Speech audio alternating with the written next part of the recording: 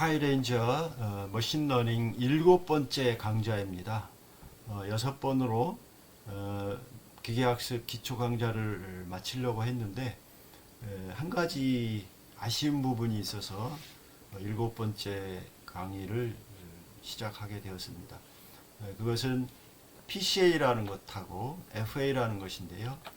PC는 Principal Component Analysis의 약자인데 우리말로 주성분 분석이라고 하는 겁니다. 주성분.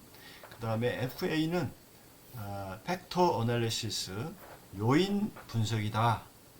이런 이야기입니다. 이것은 사실상 기계학습보다는 통계적으로 더 많이 쓰이고 있습니다. 통계에서 상당히 유용한 도구 중에 하나인데요. 주성분 분석이라는 것은 우리가 통계 조사를 하다 보면 우리가 기계학습에서 이제 피처라고 하는 것, 그 항목들이 이제 여러 가지잖아요. 그러니까 이제 뭐 예를 들면 설문지 같으면 설문지 항목이 굉장히 많아요. 뭐 예를 들어서 뭐 30개, 뭐 50개 이제 설문지 항목이 이런 것일 수도 있잖아요. 그러니까 그게 그 성분이 많은 거예요. 디멘션이 많아요. 그랬을 때 그거를 이제 의미 있는 그 디멘전으로 줄여주는 거예요. 그러니까 이게 차원을 줄여준다. Reducing Dimensions. 그래서 기계학습 용어로는 이제 피처의 그 종류가 많을 때 그 많은 종류의 피처를 다 사용하지 않고 그 중에서 중요한 것만을 골라서 뽑아서 줄여서 이렇게 사용할 수 있도록 해주는 것이 PCA 주성분 분석이다. 이렇게 얘기를 할 수 있습니다. 여기 아래 도식이 있는데 이제 이게 Y1, Y2, Y3, Y4가 이제 피처들이라고 생각을 해보게 되면 네 가지 이제 피처가 있는 거죠. 그랬을 때 이 네 가지를 다 사용하지 않고도 하나로 축약해서 우리가 데이터를 볼 수도 있겠다 하는 얘기인데, 그랬을 때 이것이 이제 여기 C라고 표현된 게 이제 주성분이라고 얘기를 할 수 있습니다. 여기서 극단적인 경우로 이제 하나를 사용했는데요. 보통은 주성분은 이제 하나로 쓰는 것보다는 두 개 이상으로 이제 쓰는 것이 일반적이라고 할 수 있습니다. 자, 그랬을 때, 이 차원들이 많은데, 이 차원을 좀 축약해서, 좀 줄여서 우리가 그 전체 샘플을 표현하고 싶다 했을 때 사용하는 것이 이제 주성분 분석, 이렇게 얘기를 할 수 있고요. 그 다음에 이제 요인 분석 또는 인자 분석이라고 하는 것은요, 조금 다른 이야기인데, 어떤 우리가 피처들이 이렇게 I1, I2, I3, I4가 있는데 사실 이것들이 서로 간에 어떤 상관관계가 있을 것입니다. 그렇죠? 그런데 그 상관관계를 잘 조합해 가지고 어떤 하나의 요인으로 표현할 수 있다 했을 때 그걸 갖다가 우리가 요인 분석이다 이렇게 얘기를 합니다. 물론 하나가 아니라 이제 두 개 이상의 요인으로 이렇게 찾아서 그 요인을 가지고 이제 이 여러 가지 피처들을 설명할 수 있겠다 하는 것이 이제 요인 분석입니다. 그랬을 때 주성분에서도 마찬가지고 요인 분석에도 마찬가지고 이것이 꼭 한 개는 아니고 두 개 이상 이렇게 사용이 되는 것입니다. 그러면 주성분 분석은 그 많은 그 인자를 갖다가 줄여주는 그러한 과정이고, 그 다음에 이제 여기 요인 분석이라고 하는 것은 거꾸로 이런 인자들이 있을 때 그 안에 어떤 핵심 인자가 어떤 것이냐를 찾아주는, 그러니까 그런 차원의 얘기입니다. 그러니까 주성분 분석은 이 차원을 줄여주는 그런 기능이 있는 것이고, 요인 분석은 숨어있는 어떤 더 중요한 요인을 찾아서 기존에 있는 인자들을 표현해주는 그런 것이라고 할 수 있습니다. 그랬을 때 이렇게 도식이 이제 보여주고 있는 것은 주성분 분석은 이제 어떤 줄여진 상태의 그 성분을 C를 기존에 있는 여러 가지 피처들로 이렇게 선형조합으로 표현하고, 그 다음에 그 선형조합 표현이 가능하게끔 하는 이 웨이팅들을 결정해 주는 과정, 그것이 주성분 분석이다 이렇게 얘기를 할 수 있고요. 이 W들을 구하는 것은 사실상 리니어 엘제브라에서 이 아이겐밸류를 구하는 것의 그 일환으로 이제 이 W들을 구할 수가 있겠습니다. 그래서 아이겐밸류 고유치 구하는 것, 그것은 굉장히 중요합니다. 이게 주성분에서도 그렇고 요인 분석에서도 그렇고. 자, 반면에 요인 분석은 뭐냐면 기존에 있는 이 Y1, 2, 3, 4를 갖다가 어떤 잠재적인 요인으로 이제 표현해 주는 거예요. 그랬을 때 또 그 웨이팅이 이렇게 B1, 2, 3, 4가 있죠. 그랬을 때 이것은 이제 웨이팅이라고 하지 않고 로딩이라고 하는데 부하 값이다 이런 얘기를 하는데 그걸로 이제 이렇게 바꿔서 표현을 해주고요. 그 다음 이제 요인 분석은 뭐냐면 어떤 그 핵심 요인으로 이제 근사화해 주는 거죠. 그러니까 이게 일종의 리그레션이라고 할 수 있어요. 그랬을 때 항상 리그레션에서는 뭡니까?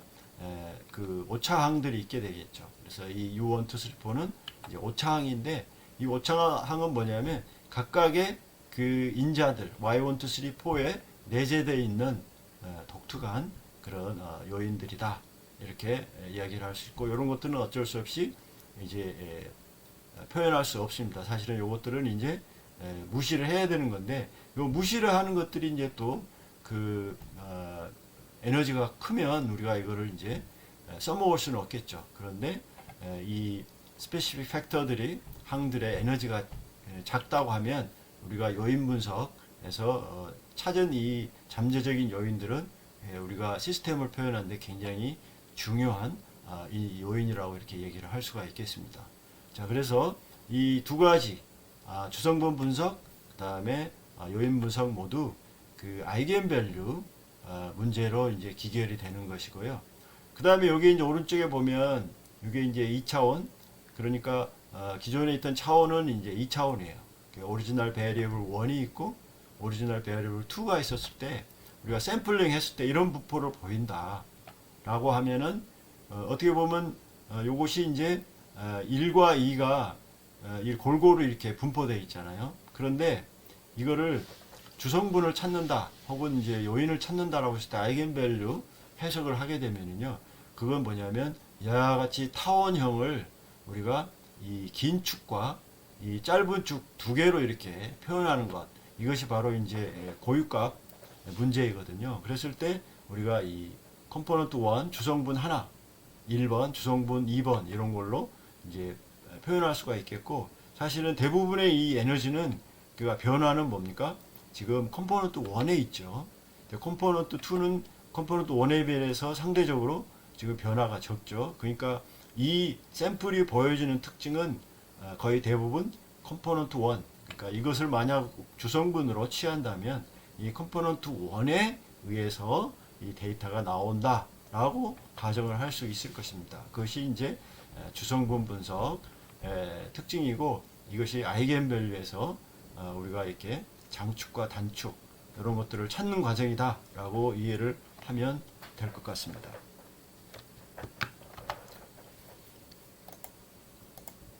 자, 그러면 좀 더 이 통계적으로 우리가 좀 이해를 할 필요가 있는데, 여러분들이 이미 이제 공분산, 코베리언스 이런 개념을 이제 알고 있죠.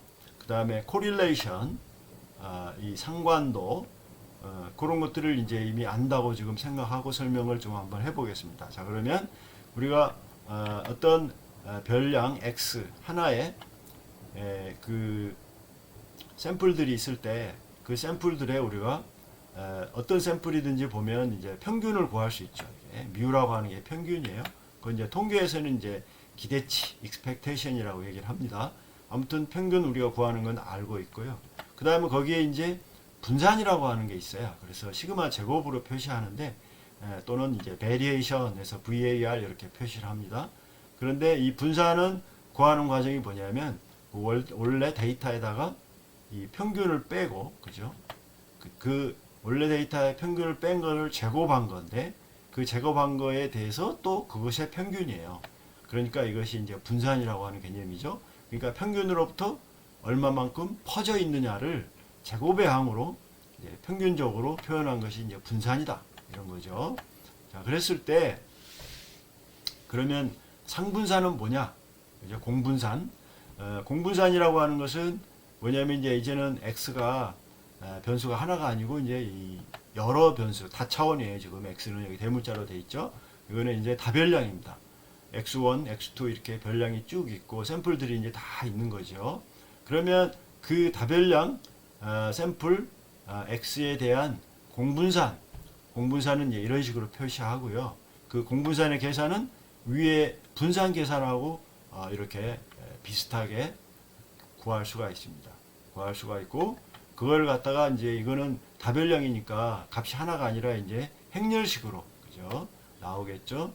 자, 그거를 우리가 코베리언스 공분산 행렬이다. 그래서 코베리언스 매트릭스라고 부르죠. 코베리언스 매트릭스. 그래서 그거를 KXX라고도 쓰고 또는 그냥 여기서 시그마라고 얘기를 하겠습니다. 사실 이 시그마 다 그리스 문자에서 분산을 표현하기도 해요. 그런데 분산을 엄밀하게 시그마 제곱으로 표현하고요. 이 대문자 시그마도 사실은 각 항은 시그마 제곱에 해당하는 항이 들어가 있다. 이런 얘기를 할 수가 있겠습니다. 자, 그러면 공분산 행렬을 구했습니다. 공분산에서 이제 우리가 상관계수로 넘어갈 수 있는데 코릴레이션. 자, 상관계수는 어떤 변수 x와 y들의 샘플들이 쭉 있다고 했을 때 우리가 코릴레이션은 어떻게 구하느냐? 공분산을 구한 다음에 그거에 각각의 표준 편차들로 나눠주는 거예요. 그것이 이제 뭐냐면 코릴레이션이 됩니다. 그리고 low로 표시하고 또는 r이라고도 표시해요. 그랬을 때 이제 식은 이렇게 되는 것이고요. 그리고 이제 이 상관계수에 이제 x와 y가 같아지면 그 자신의 데이터에 대한 이제 상관계수죠. 그래서 자신과 자신은 상관을 항상 정확하게 엄밀하게 일치하잖아요. 그러니까 1이 되겠습니다. 그러니까 상관도는 자기 자신의 데이터에서는 1이죠. 그런데 x와 y가 달라지게 되면 그것이 이제 일치하는 데이터가 아니기 때문에 상관도가 이제 멀어지겠죠. 자, 그래서 상관성을 보여줄 수 있는 이 상관 계수. 그런데 이것을 이제 다별량 우리가 샘플 x에다가 적용하게 되면 이제 코릴레이션 행렬이 나오게 되겠습니다. 그래서 상관 행렬. 그런데 상관 행렬 계산은 여기서 스칼라에서 계산하는 거하고 똑같아요. 그러니까 뭐냐면 이게 KXX가 이제 코베리언스 행렬이잖아요.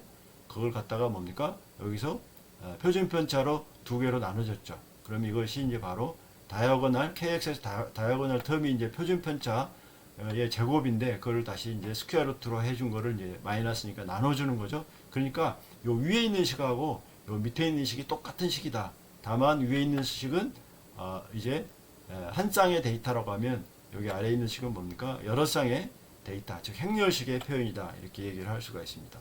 자, 그러면 이제 여기서 이제 기본적으로 출발해서 이제 주성분 분석 이야기를 하겠습니다.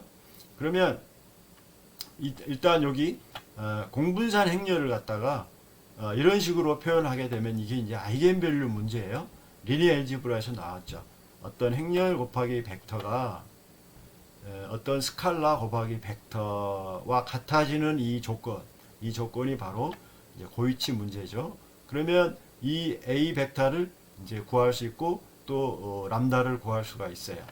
자, 그러면 이 람다는 여기서 아이겐 밸류 고유값이라고 하고 그 다음에 이 벡터 A들은 뭡니까? 고유 행렬, 고유 벡터 이런 얘기를 하거든요. 그럼 이것은 A 벡터 하나를 얘기를 한 것이고 A 벡터가 이제 보면 이게 n 차원이면 벡터도 n 개가 나오고요. 아이겐 밸류도 n 개가 나오도록 되어 있어요. 그러면 그거를 행렬로 쭉 쓴다 그러면 이렇게 쓸 수가 있어요.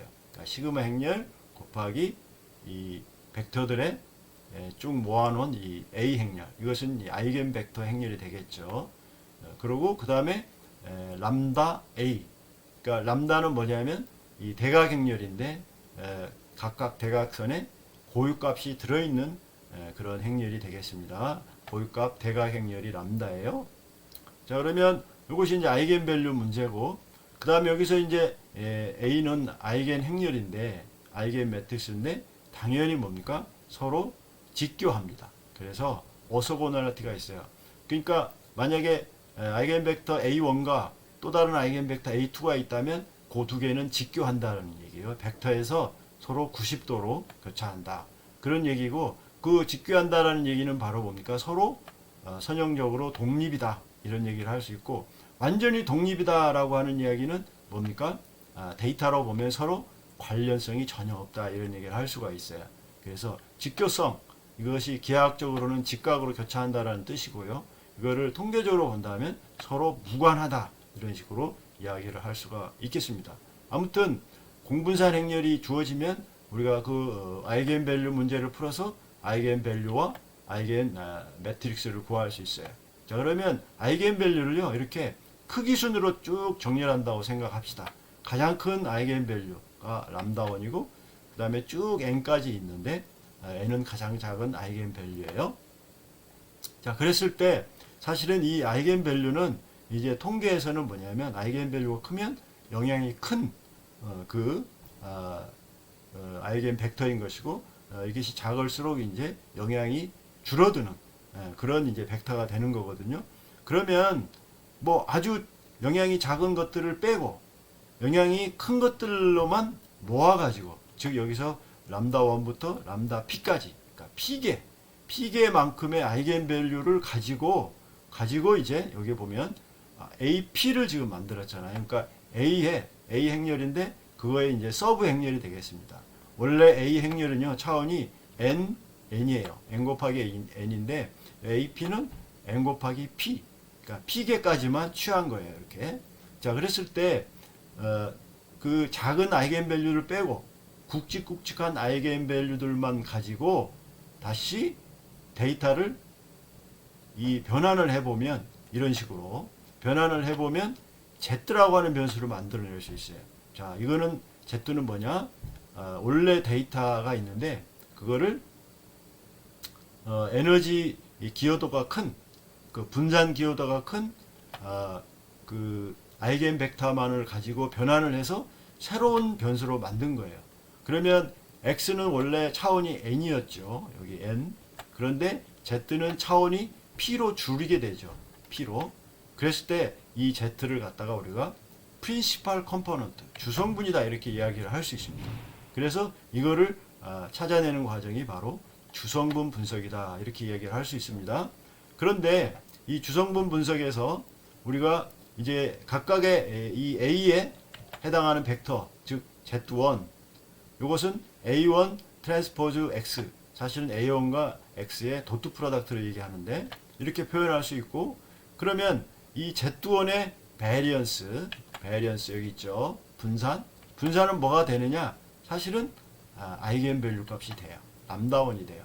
자, 이런 식으로 하다 보면 각각의 이 주성분의 베리언스의 합, 이것이 총 그 시스템의 합이죠. 베리언스의 합이죠. 그것은 이 아이겐밸류의 합으로 이렇게 표시할 수가 있습니다. 그랬을 때 분산을 우리가 아이겐밸류들의 이 값으로 표현할 수 있고, 그 다음에 이 합이 전체 원래 시스템에 뭐 예를 들면 한 90% 분산을 담당한다. 그러면 굉장히 이 주성분에 의해서 데이터를 감축했음에도 불구하고 원래 데이터 샘플을 잘 표현해 준다 이렇게 되겠습니다. 그러니까 이 차원을 줄여주면서 또 원래 시스템에 갖고 있던 그러한 데이터의 특징들을 잘 나타내 준다. 그래서 데이터를 줄여 가지고 쓸 수 있겠다. 그래서 Principal Component Analysis는 그 데이터의 차원을 줄여주는데 아주 유용한 도구다. 이렇게 말을 할 수가 있겠습니다. 자, 여기서 그래서 다시 한번 정리하면 우리가 분산이라고 하는 게 있었죠. 그것은 시그마 제곱으로 표시가 되고요. 그 다음에 다별량에 대해서는 우리가 코베런스 매트릭스를 구할 수 있죠. 그걸 우리가 여기서 KXX 또는 시그마로 표현을 했습니다. 코베런스 매트릭스를 또 우리가 이 분산 또는 표준 편차로 나눠주게 되면 그게 코릴레이션 매트릭스가 되고, 코릴레이션 매트릭스의 이제 대각선은 다 1이 되겠습니다. 그러니까 자기 자신에 대한 관계, 상관성은 자기 자신에 대한 상관성은 1이겠죠. 그래서 이제 코릴레이션 매트릭스가 이렇게 대각선은 1이고, 이제 대각선을 벗어난 곳은 이제 대칭이고, 이제 1보다 작은 어떤 상관 계수를 갖는 행렬이 나오게 되는 것입니다. 그러면 우리가 이 코베리언스 행렬 시그마로부터 고유치 문제를 풀어가지고 고유값을 이렇게 크기순으로 한 다음에 어떤 큰 고유값들로만 다시 시스템을 재구성한 것, 즉 차원을 축소한 것, 이것이 바로 주성분이다 라고 얘기를 했고, 그 주성분에 의해서 우리가 전체 시스템의 뭐 굉장히 큰 부분을 충분히 표현할 수 있다. 근데 이것은 이제 검증을 해봐야 되는 것이죠. 그런 과정이 바로 주성분 분석이다 라고 하는 겁니다. 자, 그 다음에 이제 요인 분석은 어떻게 설명을 할 수 있을까? 요인 분석은요, 일단 이 잠재적인 어떤 요인을 먼저 찾아요. 자, 우리가 이것은 잘 모릅니다. 근데 그 요인으로 우리가 원래 데이터를 표현할 수 있을 것이다 라고 하는 가정을 사용하는 것이거든요. 자, 그랬을 때 이 잠재적인 요인을 찾아주는 것, 그것이 바로 요인 분석이다. 여기서 보면 F를 찾고 동시에 또 F의 이 가중치, 즉 이 적재량 또는 이제 부하량이라고 하는데 이 로딩 값 L을 또 찾는 것이 요인 분석의 이제 내용이 되겠습니다. 그랬을 때 이 요인 분석에서도요, 이 요인들은 이제 다 벡터로 표시가 되겠는데, 그것들은 이런 직교성 같은 이제 성질이 있고, 그 다음에 또 중요한 것은 이 요인들은 이 오차항들하고도 또 이렇게 상관이 없어야 된다 하는 것을 이제 이상적인 요인 분석으로 이제 할 수가 있겠습니다. 그랬을 때 이게 이제 0으로 정확히 나오는 것은 사실 이상적인 케이스고, 약 얼마간의 이제 이 차이가 있긴 있겠죠. 자, 그랬을 때 주성분 분석이고 요인 분석이고 마찬가지로 우리가 이 아이겐밸류 해석을 해보면 이렇게 아이겐밸류 순서대로 이 분산도의 영향, 그리고 베리언스 컴포넌트잖아요. 분산에 얼마만큼 영향을 주는지를 이렇게 쭉 순서대로 쭉 플롯을 해볼 수가 있어요. 그러면 그것을 스크리 플롯이라고 하는데, 예를 들면 이런 것들은 이제 분산 기여가 크죠. 점점 작아지죠. 그러면 어느 정도 가면 이제 아주 작아져서 실제 전체 시스템에 영향을 미치지 않는 것도 있을 수 있잖아요. 그래서 이제 내가 이 점선을 결정을 해서 몇 개를 가지고 우리가 주성분으로 할지 아니면 또는 요인으로 할지를 이제 판단을 해야 됩니다. 지금 여기 그림에서 보면 점선을 기준으로 생각한다면 여기 주성분 또는 요인의 개수는 하나, 둘, 셋, 넷, 5개 가지고 지금 전체를 한번 표현을 해보겠다 하는 것이거든요. 그것이 이제 판단을 할 수 있는 좋은 이제 이 작도법이 이제 스크리 플롯이라고 하는 것입니다. 자, 그 다음에 요인 분석을 이제 이해를 할 때 우리가 원래 데이터가 이거 Z예요. 원래 데이터. 그런데 우리가 숨어 있는 요인 F1과 또 다른 숨어 있는 요인 F2를 가지고 원래 데이터를 이렇게 표현을 하는 것을 지금 이 도시에서 보여주고 있습니다. 그러면 그 LA1 값과 LA2 값 이것을 이제 동시에 찾아야 되는데, 이것이 이제 적재량 또는 부하량이라고 하는 거예요. 자, 그렇게 해서 이 요인을 찾는데 이제 좀 초점이 맞춰져 있다 하는 것이고요. 그 다음에 이 요인 분석을 하는 것은 sklearn에도 있지만 사실은 더 여러 가지를 제공해 주는 것이 이제 팩터 어널라이즈라고 하는 패키지예요. 그럼 이거 이제 인스톨해서 쓰면은 이제 이 요인 분석에 대한 조금 더 구체적인 내용들을 다룰 수가 있게 되겠습니다. 그 다음에 또 한 가지 요인 분석에서 중요한 것이 뭐냐면요, 이 축의 회전이에요. 자, 그랬을 때 요게 지금 원래 축이 이제 처음에 찾은 F1과 F2예요. 이게 처음에 찾은 F1과 F2, 즉 아이겐밸류를 풀어가지고 찾은 팩터 1과 팩터 2가 있는데, 그렇게 하면 요 데이터들이 이런 식으로 이제 보이거든요. 그런데 이거를 더 잘 분리를 하려면 이 축을 이만큼 회전시켜 보는 거예요. 이 좌표계를. 그러면 뭡니까? 이 데이터는 이 팩터 이 점선에 얼마만큼 더 근접해서 분포가 되어 있고, 또 여기 데이터들은 이 요인에 얼마만큼 더 관련성이 있다는 걸 더 확실하게 보여주겠죠. 그래서 이것을 요인 회전이라고 합니다. 그래서 직교 회전이 있고, 그 다음에 이제 비직교 회전, 어블리크 로테이션 이런 것들이 있고, 또 베리맥스라고 하는 그런 다른 회전들이 좀 있겠습니다. 그래서 요인 분석에서는요, 요인 분석뿐만 아니라 요인 분석을 좀 찾은 것을 회전하는 것이 꼭 필요해요. 그래야 훨씬 더 요인을 우리가 이해하는 데 도움이 되거든요. 요인 분석이 좀 어려운 면이 있어서 이렇게 예를 한번 들어보겠습니다. 사실 이 요인 분석은 사회과학적으로 상당히 많이 이제 등장을 하게 되는데, 예를 들면 상담이라든지 또는 뭐 통계 분포, 뭐 경제 사회적인 여러 가지 통계 분포에서 이제 많이 쓰일 수 있는데, 여기 보면 이제 220명 남학생에 대한, 그러니까 샘플의 개수가 220개고 그 다음에 피처는 6개의 교과목 성적인 거예요. 그랬을 때 이걸 가지고 요인 분석을 한번 해본다면, 예를 들어서 지금 과목은 하나, 둘, 셋, 넷, 다섯, 6개예요. 그러니까 언어, 개일어, 영어, 역사, 산수, 대수, 기하 이런 과목이 있고, 요 과목들을 이제 220명 점수를 가지고 코베리언스, 코릴레이션 매트릭스를 구해보니까 이렇게 나왔어요. 코릴레이션, 상관 행렬이에요. 대각선이 1이 나왔고, 이제 이 대칭 행렬이 나오고, 이제 상관 값들은 이렇게 나왔거든요.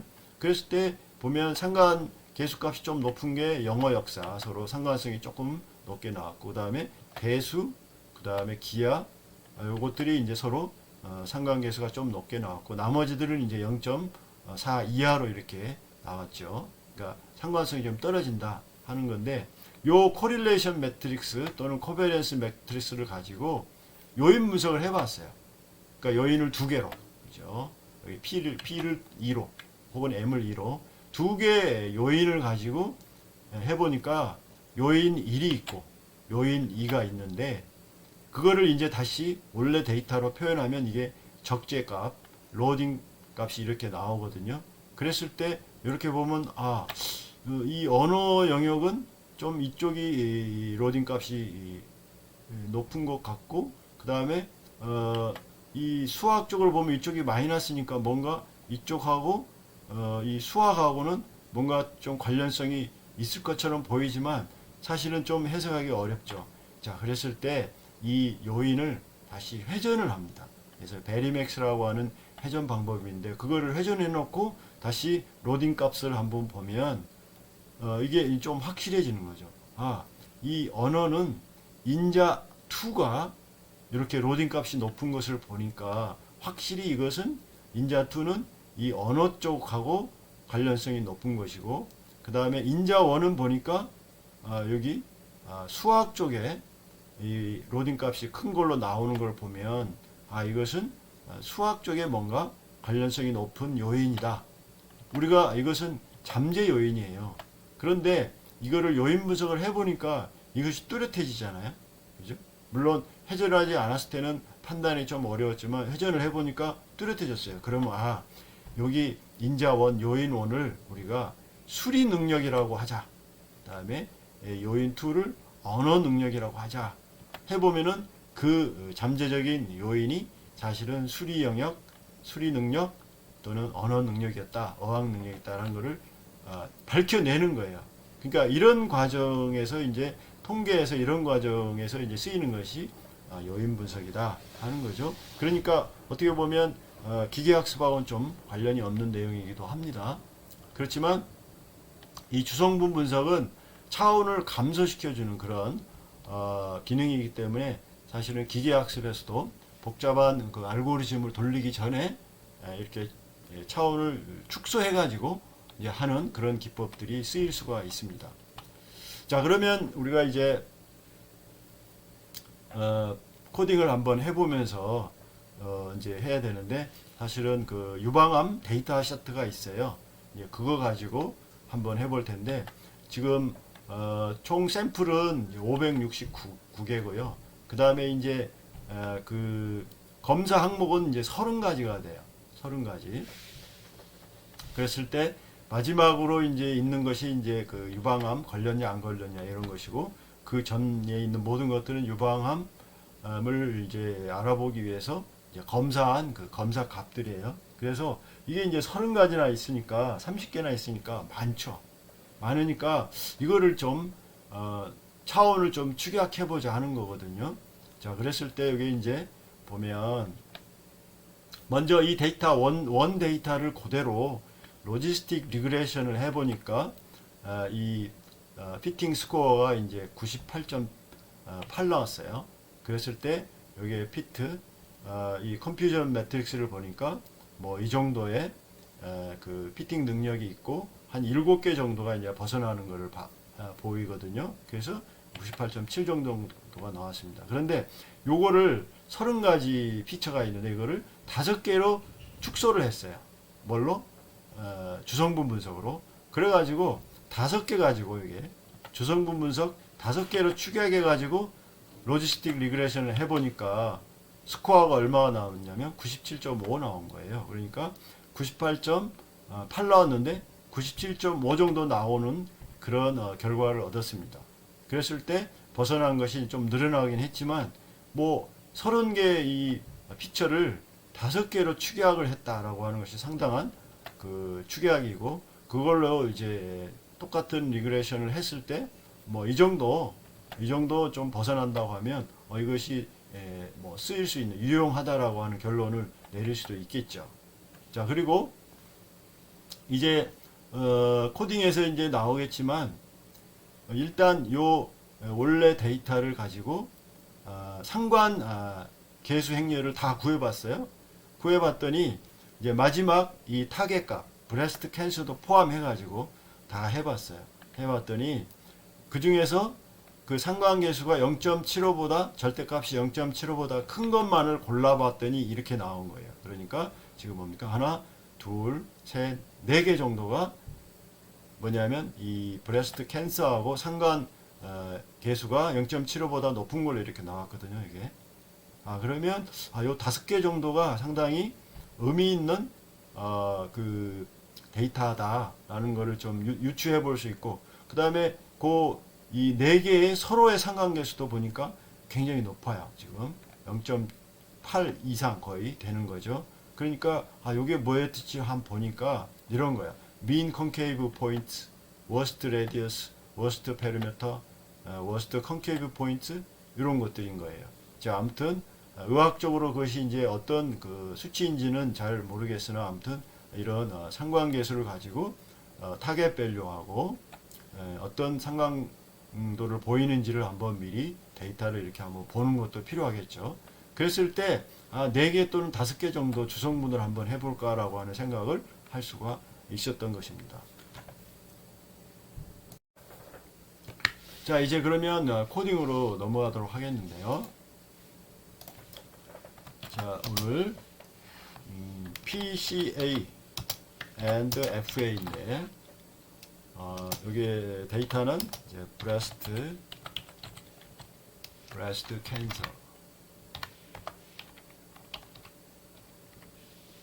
cancer 데이터셋을 사용해서 한번 해보겠습니다. import numpy snp import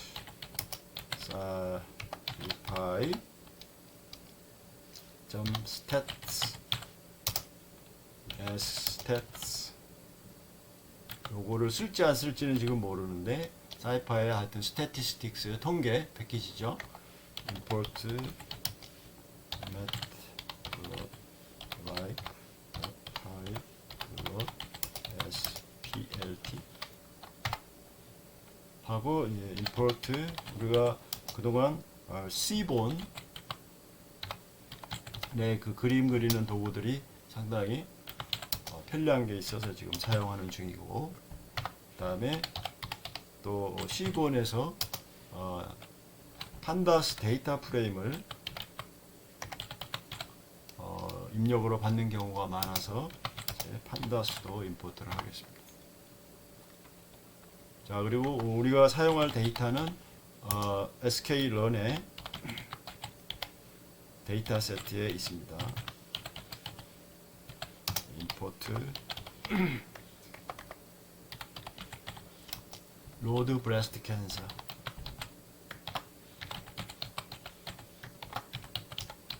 여기에서 데이터를 임포트 할 수 있고요.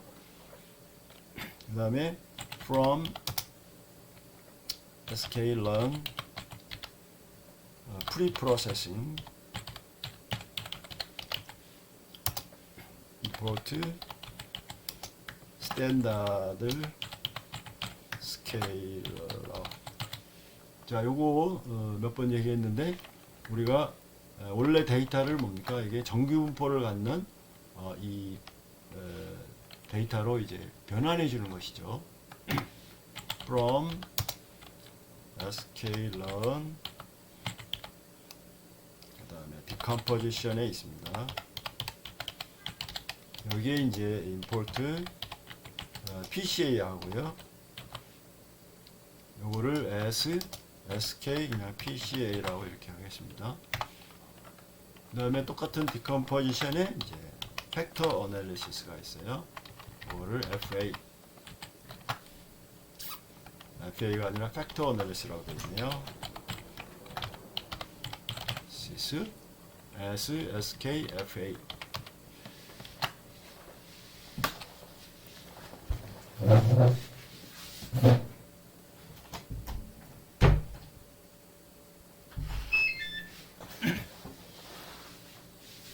자, 그리고 우리가 리그레션을 이제 해야 되니까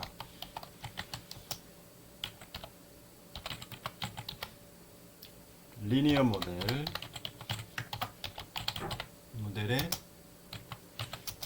있는 것들을 SK LM으로 임포트를 하고요. 자. 그리고 이제 F5를 한번 눌러볼까요? 자, 그랬을 때 우리가 머신러닝 7번째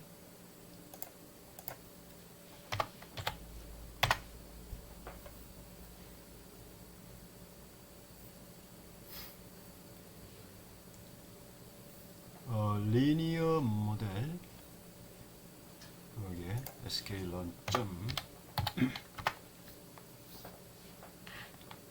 자, 오류는 없습니다. 그러면 이제 데이터를 이렇게 x 대문자 x 서문자 y로 받겠습니다. 로드 뭡니까? 브레스트 데이터셋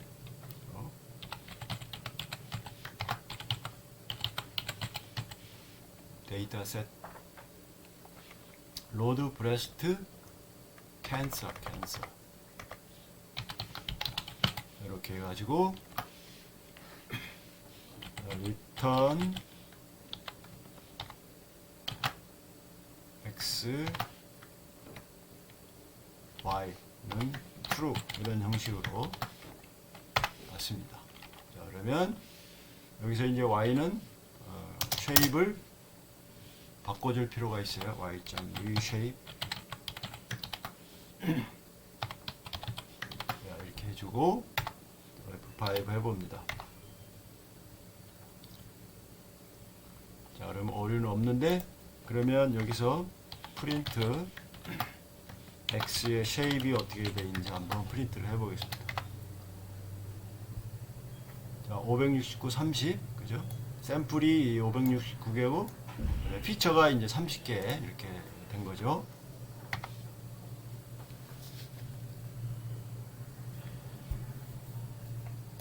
자, 그러면 이제 데이터는 읽어드렸습니다. 일단. 그런데 이 데이터가 이런 이제 측정 값들로 되어 있는데 사실은 뭐 레디어스, 페리메터 이거는 길이 이런 것도 있지만 또 전혀 다른 뭐 민 프랙탈 디멘션, 콘케비티 에러 뭐 이런 것들은 또 단위가 다르잖아요. 그러니까 이것이 단위 및 숫자의 범위가 상이할 수가 있으니까 이럴 때 이제 뭡니까? 그 데이터 스케일링을 해주는 거죠. 그랬을 때 우리가 스탠다드 스케일링 해줄 필요가 있습니다. 그러면 우리가 tx는 스탠다드 스케일러 그래서 여기 스탠다드 스케일러 임포트한 거 이거죠. 스탠다드 스케일러 자 이걸로 핏과 트랜스폼을 한꺼번에 하자. 이렇게. 그래서 그거를 tx라고 했고, 그죠? 그 다음에 이제 py, y는 뭐냐면 사실은 0과 1이에요. 그러니까 브레스트 캔서, 이 암이 발생했느냐 아니냐 그거예요. 바이너리니까 그거는 뭐 0, 1이니까 굳이 그거를 스케일링 할 필요는 없습니다. 스케일링을 하면 뭡니까? 뭐 마이너스 값, 플러스 값이 이렇게 되겠지만 뭐 0, 1도 괜찮으니까 그냥 이거는 그냥 y를 그냥 이렇게 쓰도록 하겠습니다. 자, 그러면 일단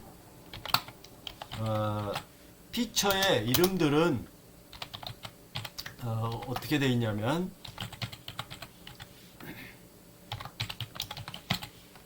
여기에 뭐냐면 피처 네임스라고 하는 라고 하는 것으로 들어가 있어요. 그래서 사실 피처 네임스는 여기 좀 쭉 출력한 거 여기까지 이런 거거든요. 이제 마지막 거는 뭐냐면 이거는 이제 그 타겟 네임이죠. 자, 이렇게 이제 받을 수가 있었고 그 다음에 이제 네임 그러니까 타겟 네임 T라고 할까요? 자, 요거는 컨트롤 C, 컨트롤 V 이게 뭡니까? 타겟 네임스.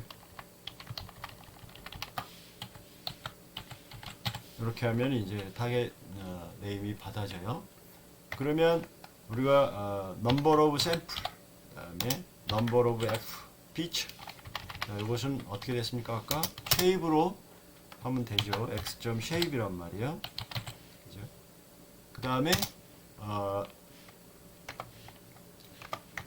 그리고 우리가 주성분 사용할 개수를 여기서 이제 지정을 해보는데 5로 한번 이렇게 주도록 하겠습니다.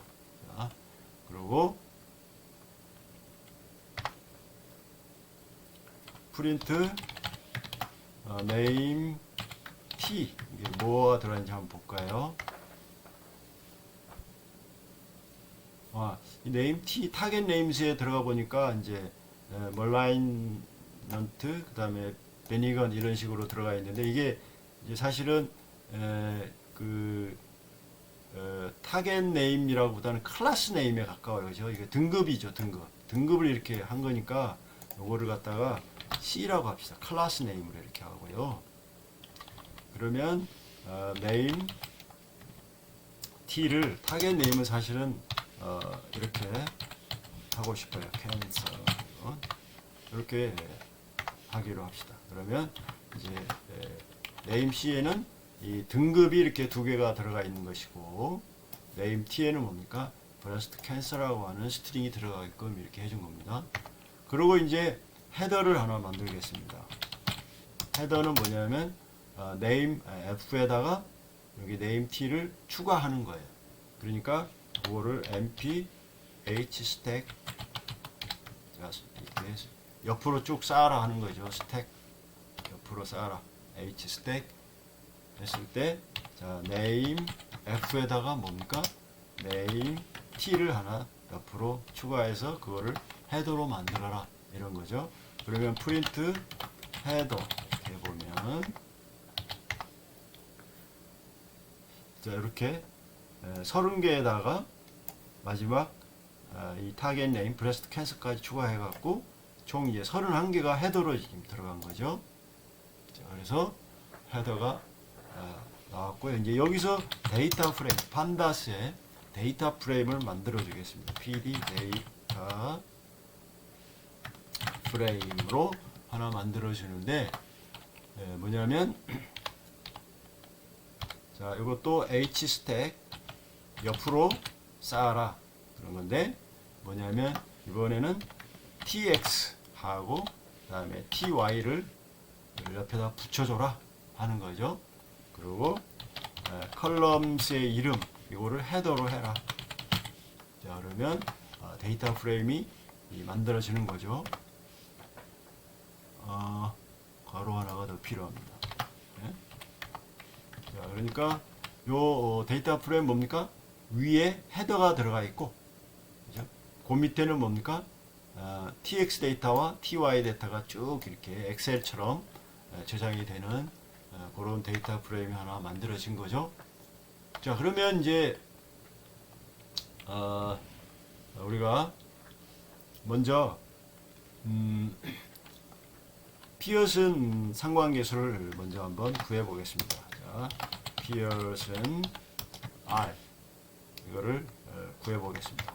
이거는 numpy에 있는데요. 자, PR이라고 피어슨 R이라고 이렇게 하고 NP의 correlation coefficient 그 다음에 df.t 이렇게 넘겨주면 얘가 그 타겟이 포함된 그러니까 tx, ty가 지금 다 들어가 있잖아요. 그거에 그러니까 31 곱하기 31에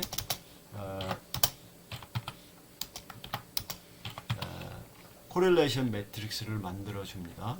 자, 그럼 여기까지 한번 실행. 이렇게 나왔고 이제 PR이 이제 31 by 31 행렬이 이제 나왔을 것입니다. 이걸 그냥 쉐입으로 이렇게 표시하죠. 자, 그러면 아까 우리가 뭘 봤었냐면 그 상관 계수 중에서 이 절대값이 0.75보다 큰 거, 즉 뭐하고 브레스트 캔서하고 상관 계수가 좀 큰 거 이렇게 만 한번 추려주자 이거거든요. 자, 그러면 우리가 어떻게 해야 되겠습니까? 필요한 것은 여기 이쪽 로든지 이쪽 컬럼이든지 마지막 거 요것만 보면 되겠죠. 이게 뭐냐면 캔서하고의 상관계수를 얘기하는 거니까요. 여기 이쪽 항목을 0.75보다 큰 것만을 이제 찾아주는 그런 과정이 필요하겠습니다. 자, 그러면 이제 파이썬 실력을 좀 한번 봐야 되는데요. 컷 R을 0.75로 이렇게 해서 이걸 이제 컷으로 쓸 거예요. 쓰고, 자, 그러면 먼저 K를요, 뭘 하냐면 컷 R이 작거나 같다 절대값 PR 콜론 컴마 뭐냐면 NF 이게 마지막 이 컬럼을 얘기를 합니다. 자, 그럼 이 문장은 뭐예요? 지금 요 행렬 중에서 이 마지막 마지막 열 컬럼에 이 쭉 값들을 절대값을 취한 것이 이 컷 R 0.75보다 작으면 그게 true가 돼가지고 K에 들어가고 그게 아니면 false가 돼가지고 K로 쭉 들어가는 거죠. 그러니까 K는 true 아니면 false 값들이 쭉 들어가 있는 벡터가 되겠습니다. 자, 그러면 그 다음에 이제 대문자 K로 또 하나 만들어 일단 빈 거를 하나 만들고 그 다음에 컬스도 빈 거를 하나 만들고요. 지금 뭘 하려고 그러냐면 for를 쭉 돌려가지고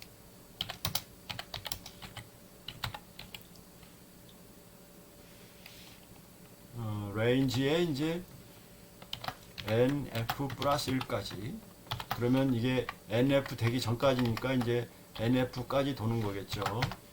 이렇게 해서 만약에 ki는 지금 뭡니까? true 아니면 false로 쭉 들어가 있다고요. ki가 true일 경우에 그럴 경우 그거 0.75보다 크다는 거죠. 여기다가 append 대문자 k append를 해주는데 뭐를 해주냐? i번 즉 인덱스를 append를 해줘라. 그리고 curse에 또 append를 해주는데 그거의 피처의 이름 즉 header i 요 이름을 append를 해서 curse를 채워주라 하는 얘기예요. 자, 그러면 이제 K에 쭉 그 0.75보다 큰 상관 계수를 갖는 i를 저장을 했을 것이고 컬스에는 그거에 해당하는 이름을 저장을 했을 거잖아요. 자, 그러면 이제 여기다가 프린트를 한번 이렇게 한번 해보죠. 그러니까 major, 그지? major R features with target, 그죠? 타겟하고 상관계수가 큰 주요 그 인덱스들을 한번 출력을 해보자 했을 때 K 이렇게 해주면 되겠죠. 자, 그러면 F5.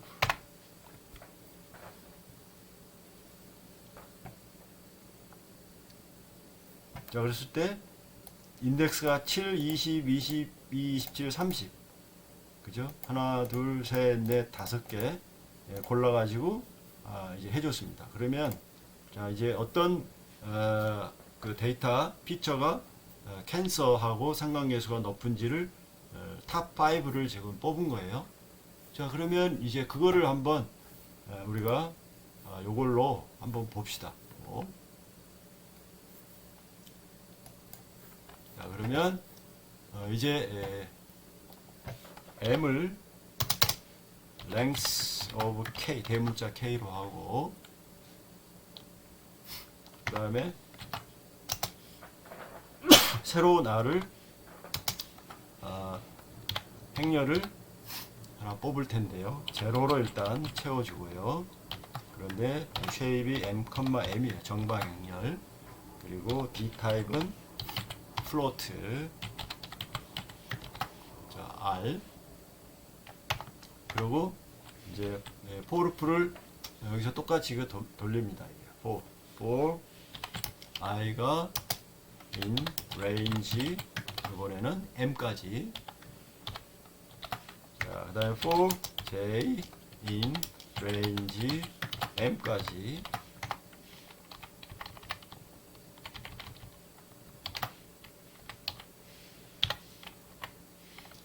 그리고 r i, j를 뭡니까?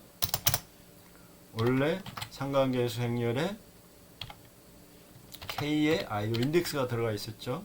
그 다음에 k에 j. 자, 이 놈을 이제 옮겨주는 거죠. 자, 그러면 그 중에 탑 5를 아까 0.75보다 건 이 r 값들이 여기 새로운 r에 들어가 있겠죠. 자, 이렇게 해서 새로운 이제 R이 생성이 됐고, 그 다음에 이제 그 히트맵으로 그 상관계수 행렬을 한번 그림을 그려보는데요.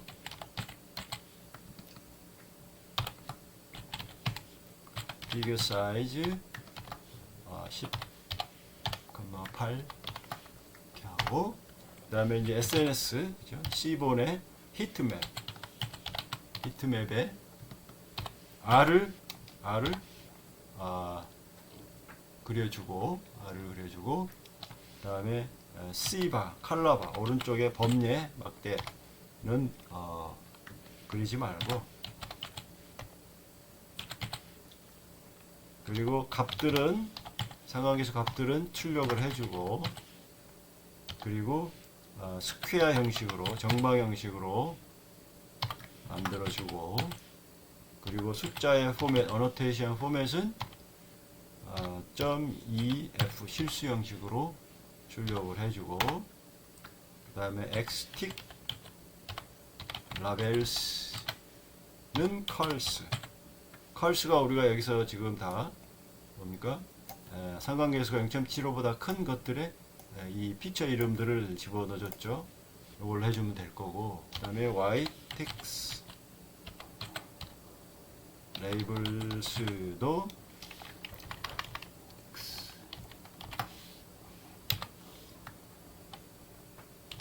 뭐냐면 컬스 이렇게 해가지고 히트맵으로 매트릭스를 출력을 하겠다.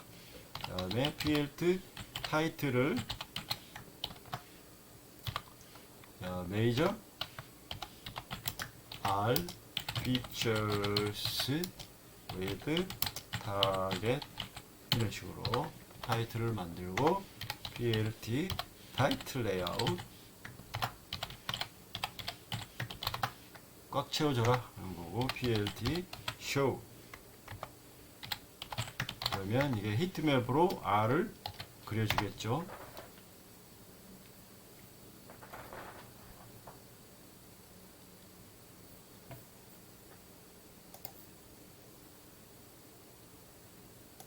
에러인데 60번 줄에 에러입니다. 60번 줄에 히트맵 SNS 히트맵 R C바는 false, annotation은 true, square true, fmt format .2f, comma, xtick labels, curse, ytick labels, curse.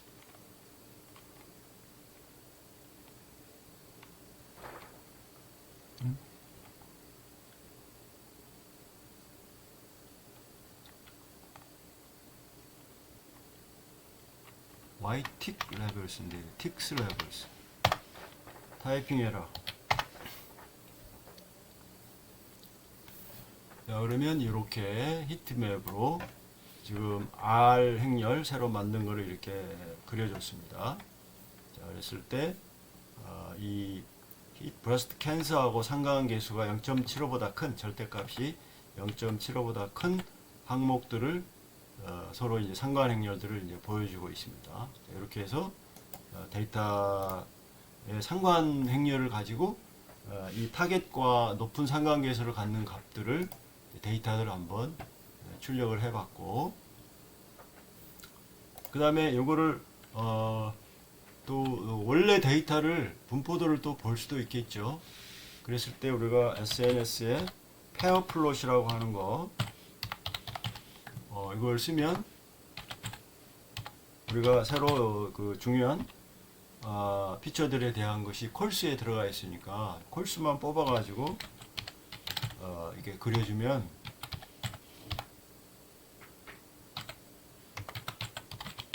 원래 데이터의 이제 분포도를 우리가 육안으로 확인할 수가 있어요. PLT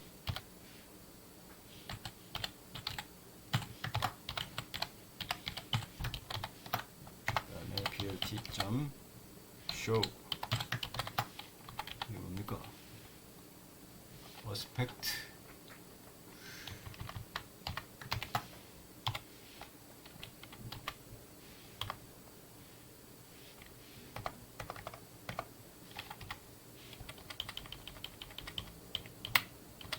F5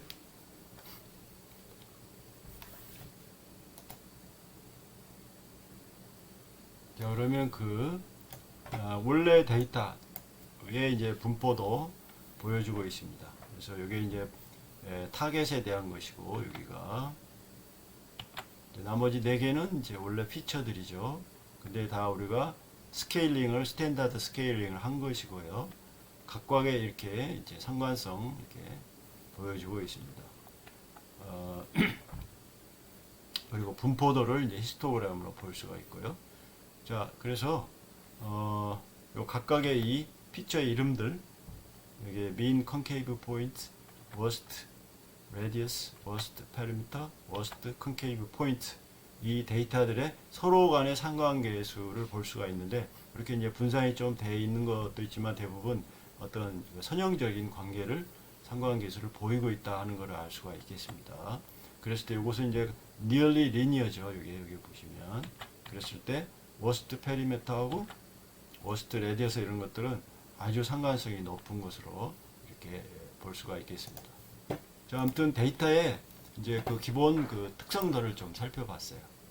자, 그러면 이제